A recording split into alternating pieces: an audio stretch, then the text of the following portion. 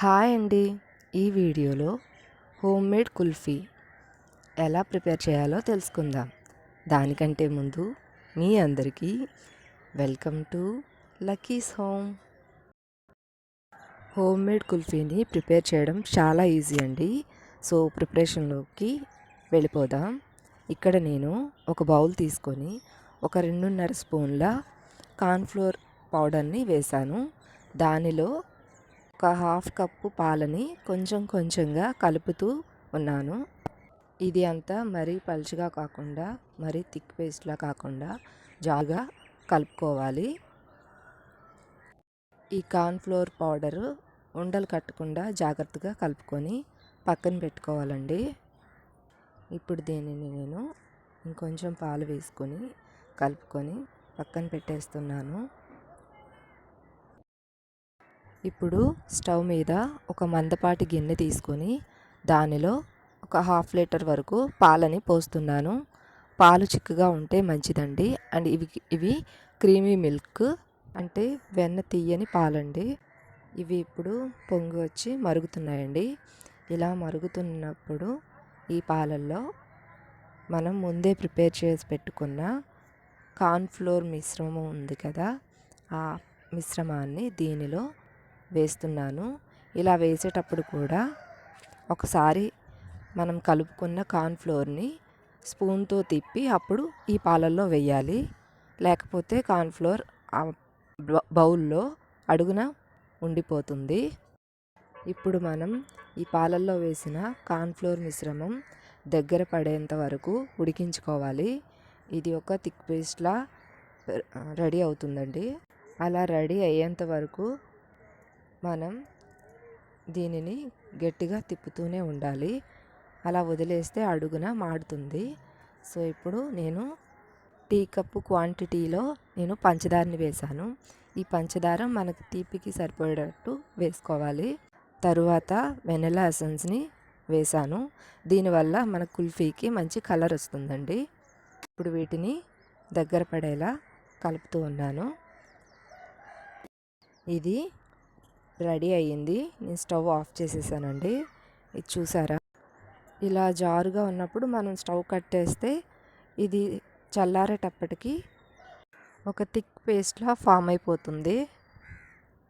ఇది నేను చల్లారిన తర్వాత చూపిస్తున్నాను. చూసారా ఎంత గట్టిగా అయిపోయిందో. ఇలా ఉంటే మనకి కన్సిస్టెన్సీ సరిపోతుందండి.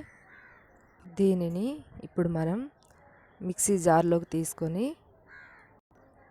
గ్రైండ్ చేసుకోవాలి.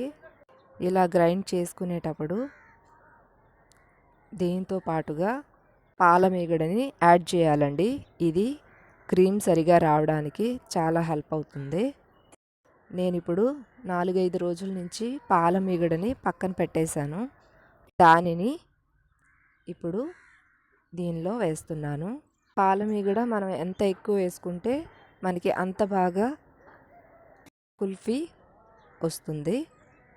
ఈ పాల మీగడ దీనిలో వేయడం వలన కార్న్ఫ్లోర్ మిశ్రమం పలచబడుతుంది. ఇప్పుడు ఈ గ్రైండ్ చేసుకున్న మిశ్రమాన్ని ఒక మౌల్డ్ తీసుకుని దానిలో పొయ్యాలి.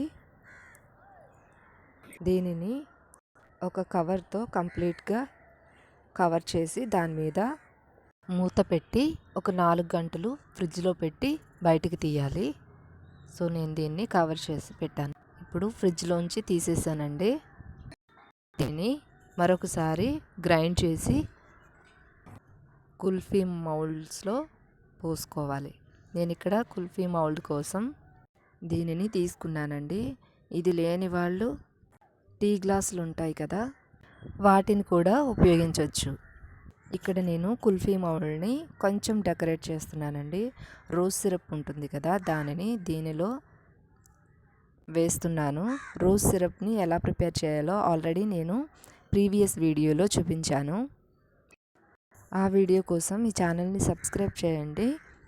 ఆటోమేటిక్గా మీకు ఆ వీడియో కనిపిస్తుంది. అండ్ నేను ఇక్కడ డెకరేట్ చేసిన మౌల్డ్లో గ్రైండ్ చేసిన మిశ్రమాన్ని ఇందులో పోస్తున్నాను. ఇలా పోసిన తరువాత దీనిపైన నేను డ్రై ఫ్రూట్స్ని వేస్తున్నాను. మనకి నచ్చిన డ్రై ఫ్రూట్స్ని ఇందులో మనం వేసుకోవచ్చండి. తరువాత స్టిక్ని పెట్టి దాన్ని క్లోజ్ చేస్తున్నాను. ఇప్పుడు దీన్ని ఫ్రీజర్లో ఒక 5-6 గంటల వరకు ఉంచితే ఇది గట్టి పడుతుందండి. సో దీన్ని నేను ఇప్పుడు ఫ్రీజర్లో పెడుతున్నాను. ఇప్పుడు నేను దీన్ని ఫ్రీజర్ నుంచి తీసేసానండి. ఇదైతే రెడీ అయిపోయింది. దీన్ని ఓపెన్ చేసి చూద్దాం. ఇదైతే గట్టి పడిపోయిందండి, చూసారు కదా. దీనిని మనం ఈజీగా బయటకు తీయాలంటే ఒక గ్లాస్లో వాటర్ పోసుకొని దానిలో దీన్ని ఒక్క నిమిషం కానీ లేదా 2 నిమిషాలు కానీ అలా ఉంచినట్లయితే మౌల్డ్ నుంచి కుల్ఫీ అనేది బయటికి ఈజీగా వచ్చేస్తుంది. 1 నిమిషం తర్వాత నేను దీన్ని బయటికి తీసేస్తున్నానండి. దీన్ని నేను సర్వింగ్ ప్లేట్లోకి తీసుకోవడానికి ఒక ప్లేట్ తీసుకున్నాను. ఇక్కడ చూసారా, కుల్ఫీ అనేది ఈజీగా బయటకు వచ్చేసింది. ఇది బాగా గడ్డ కట్టి రెడీగా ఉంది. కుల్ఫీ అయితే రెడీ అయిపోయిందండి. ఇప్పుడు దీనిని నేను రోజ్ సిరప్తో డెకరేట్ చేస్తున్నాను. Very tasty and colourful kulfi ready అయిపోయిందండి. మీరు కూడా ట్రై చేసి ఎలా వచ్చిందో కామెంట్ చేయండి. అండ్ ఈ వీడియో కనుక నచ్చినట్లయితే లైక్ చేయండి, షేర్ చేయండి, ఈ ఛానల్ని సబ్స్క్రైబ్ చేయండి. Thanks for watching. Thank you.